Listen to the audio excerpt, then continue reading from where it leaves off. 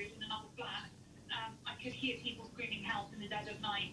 It was horrific, really traumatic.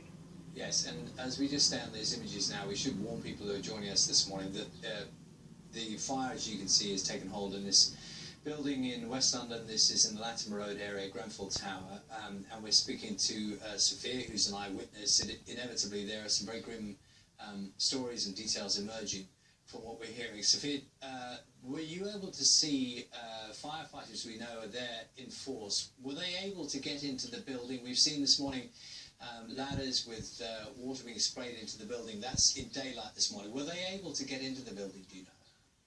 Yes, I can only give you second-hand accounts.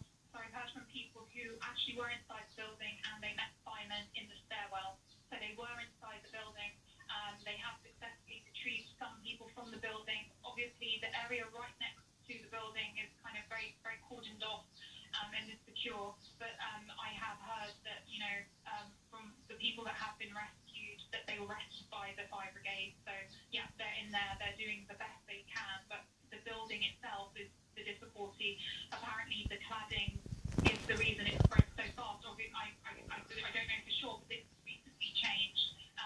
The Kensington Aldridge Academy was built, and then they decided to upgrade the facade of the tower block, which is immediately in front of Kensington Aldridge Academy. And it seems that that's what set ablaze so quickly, because in previous years there had been fires there, but they've been contained to one or two flats. They've never spread this quickly before. And now, if we can just go to the images that we saw earlier on, the nighttime images, which were when the fire was at its height. And Sophia, this would have been when you first saw the blaze.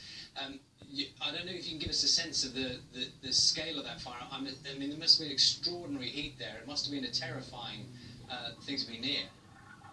I have never seen anything like it. I've never witnessed anything like this. And as many other residents locally have been saying, they hope they never will see this again. To see a building fully ablaze like this, for it to get to that point without being put out, for it to have reached so many family homes, unfortunately, because there's so many people who basically have not had a chance. On the top half of the building, anybody that would come nearby or see the footage now or photos, they're completely burnt through the flats. No one can understand how anyone would have escaped from there unless they got out at the very beginning stages. So yeah, it's just shocking, really. And it would appear as well, Sophia, that within a very short space of time, that the scale of them escalated very quickly from those early indications. As we understand it, from between 12 and 1 when possibly the first fire began, but it clearly escalated very quickly. Very rapidly. Again, this is simply what I've heard secondhand, but apparently someone on the fourth floor, the refrigerator exploded, and I met their neighbour who said that they came and knocked on their door and told them, my fridge has exploded, get out. And so they left the building, and then it just rapidly went through the rest of the building. But like I said at the beginning, it was kind of in three parts. It went through one side of the building with the blaze, and then it started spreading towards the left from my perspective where it was. So yeah, it just very, very rapidly went through. Everyone kept thinking, hopefully these white columns that we were seeing, we were hoping they were concrete and so prevent it spread, but unfortunately it didn't. They weren't concrete as far as we can tell, because they were burnt away. They were just part of this new facade, this new cladding on the outside of the building.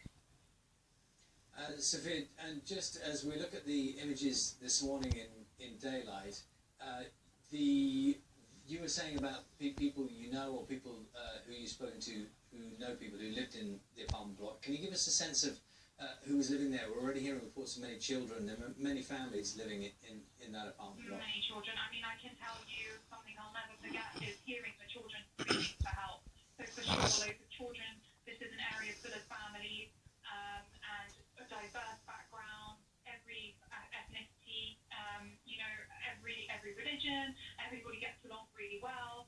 You know, we've got primary schools, secondary schools here, churches, mosques, leisure centres.